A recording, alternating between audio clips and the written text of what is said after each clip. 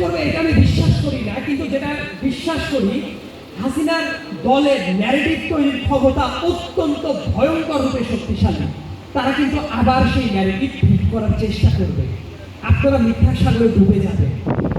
এই জন্য পার্টিকুলার কিছু জায়গায় আমাদের ঐক্যটা ধরে রাখাটা খুবই জরুরি।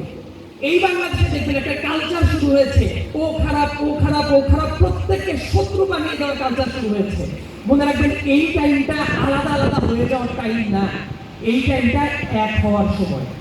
আর যারা আমার ছোট ভাই বোন আছেন তাদের উদ্দেশ্যে আমি ছোট্ট কয়েকটা কথা বলে আমি আমার বক্তব্য শেষ করছি। সামনের দিনগুলোতে বাংলাদেশের সবচেয়ে বড় চ্যালেঞ্জ হবে সেই হাসিনার আমলে ন্যারেটিভ গুলাকে ভেঙে চুরে সার্ভার করে দেওয়ার ক্ষেত্রে আপনাদের খুবই শক্তিশালী ভূমিকা রাখতে হবে। এবং এই ভূমিকাটা রাখতে পারে কারা? মিডিয়া। মিডিয়া মানে যদি মনে করেন যে মেইনস্ট্রিম মিডিয়া, টিভি, পত্রিকা ছাড়া মিডিয়া নেই, এই কথাটা ভুল। সারা পৃথিবীতে ইন্ডিভিজুয়াল জার্নালিজম যেটা, ইন্ডিপেন্ডেন্ট জার্নালিজম যেটা, এটা বিকাশ করছে। কারণ মেইনস্ট্রিম মিডিয়াগুলো হাউস পলিসির কারণে মানুষের কাছে অনেক কিছুই বলতে পারে না। আমিও কোনো মিডিয়ায় থাকলে আমি ওই অধিকারীর তদন্তও করতে পারতাম না, ওই মতুরের ছাগলকাণ্ডের তদন্তও আমি করতে পারতাম না। ইন্ডিভিজুয়াল ক্যাপাসিটিতে করেছি জন্যই ওইটা করা গেছে। আপনারা মনে রাখবেন, আপনাদের হাতে একটা ফেসবুক আছে, ইউটিউব আছে, এই ব্যাপারগুলোরও বড় একটা ভূমিকা আছে। সেই জায়গাটাও কিভাবে ব্যবহার করা যায় সেই ব্যাপারটার জন্য ট্রেনিং নেন, আয়োজন করেন। আমি জার্নালিজম ডিপার্টমেন্টের এইসব জায়গায় যেমন কনফারেন্স আয়োজন করা হচ্ছে, শুধু মেইনস্ট্রিম মিডিয়ার জন্য না, বরং অনলাইন জার্নালিজমটা কিভাবে করতে পারেন ইন্ডিভিজুয়াল ক্যাপাসিটিতে, সেই ট্রেনিংটাও হাতে কলমে হওয়াটা জরুরি আছে। আরেকটা ব্যাপার হলো, কেউ হীনমন্যতায় ঢুকবেন না।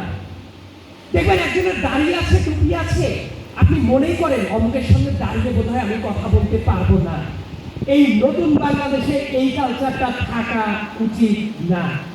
একেবারে চোখে চোখ রেখে নিজের যোগ্যতা বলে প্রশ্ন করতে শিখবেন, যাতে করে কেউ আপনাদের না বলতে পারে ওই শাহবাগের চেতনা নিয়েই আমাদের মিডিয়া দখল করতে হবে, অন্য কেউ মিডিয়াতে থাকতে পারবে না। এই ন্যারেটিভ চেঞ্জ করার দায়িত্ব কাদের? অ্যাবসলিউটলি আপনাদের। সামনের বাংলাদেশে সর্বশেষ একটা চ্যালেঞ্জ আছে। সেই চ্যালেঞ্জটা তারুণ্যের যেমন পজিটিভ জিনিস আছে, নেগেটিভও একটা জায়গা আছে। তরুণরা কি সব পারে? উত্তর হলো সব পারে না। এটা শুনলে একটু অজনপ্রিয় কথা মনে হবে, তাই তো? কিন্তু আমি খুবই প্র্যাকটিক্যাল মানুষ। তরুণরা যেমন সবই পারে, একই সাথে এই বয়সের সংকটও আছে। এই জন্য দরকার মেন্টর। যারা আপনাদের মেন্টর, তাদের সাথে সবসময় পরামর্শ করে কাজ করবেন। আন্দোলনের টাইমে অনেক ক্ষেত্রে আমাদের আবেগটাকে বেশি কাজ করতে হয়, কারণ আবেগ যদি না থাকে, কেউ পুলিশের বন্দুকের গুলির সামনে দাঁড়িয়ে বুক পেতে দিতে পারে না, এটা চুক্তি দিয়ে করা যায় না। কিন্তু আন্দোলন যখন শেষ হয়েছে, তখন ঠান্ডা মাথায় কাজ করতে হয়, পলিসি তৈরি করতে হয়। কিন্তু অনেক ক্ষেত্রে দেখবেন আমাদের ছাত্র ভাই বোনেরা, আপনারা ওই জায়গা থেকে আর কাম ব্যাক করতে পারেন না।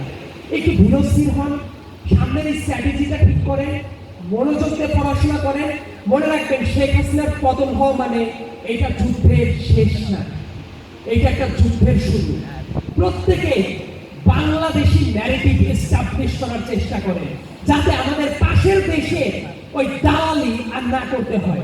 পাশের দেশকে প্রমোট করে যখন শেখ হাসিনা বলবে, শেখ হাসিনাকে যা দিয়েছি, সারা ভারতকে যা দিয়েছি সারা জীবন মনে রাখবে, শেখ হাসিনার মন্ত্রীরা কি বলবে? তাদের সাথে আমাদের স্বামী স্ত্রীর সম্পর্ক, বলবে দিল্লি খুশি মানে আমরা খুশি। এই কাজ হবে না। আমাদের ব্যর্থহীন কণ্ঠে বলতে জানতে হবে, বাংলাদেশের সবচেয়ে বড় যে জঞ্জাল সেটা কি? নিঃসন্দেহে শেখ হাসিনা। আর আমাদের দেশের সবচেয়ে বড় জঞ্জালকে আমরা ভারতকে দিয়ে দিয়েছি। এটা হলো এই আন্দোলনের একটা উপায়। 2 নম্বর উপায়, এই স্পিরিটটাকে ধারণ করে একটা নতুন বাংলাদেশ গড়ার ক্ষেত্রে ঐক্যবদ্ধ থাকে। মিডিয়ার দুনিয়ায়, সফট ন্যারেটিভের দুনিয়ায় নিজেদের স্টেটটাকে শক্তিশালী করে। আপনাদেরকে অনেক ক্ষেত্রে সরিয়ে দেওয়ার চেষ্টা করা হবে। আপনার সার্টিফিকেটে যদি থাকে মানবতা ইন্টারন্যাশনাল ইউনিভার্সিটি, বাঁকা চোখে তাকানো হবে। আপনারা প্রুভ করে দিবেন প্রত্যেকটা জায়গায় আপনারা পারবেন।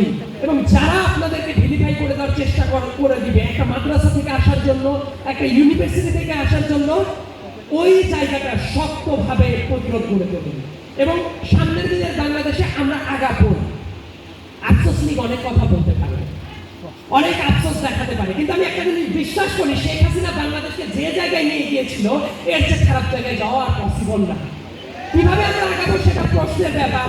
কোনো ক্ষেত্রে আমরা ফেল করবো, কোনো ক্ষেত্রে আগাবো, শিখবো, কিন্তু একটা জিনিস আমি মনে প্রাণে বিশ্বাস করি, by the grace of almighty আমরা সামনের বাংলাদেশে আগাবই। এবং এই শক্তিটা কাদের? এই শক্তিটা হলো আপনাদের স্পিরিট, যেটা আপনারা ধরে রাখবেন। এই প্রত্যাশা রেখে আমি আমার বক্তব্য শেষ করছি। ধন্যবাদ সবাই।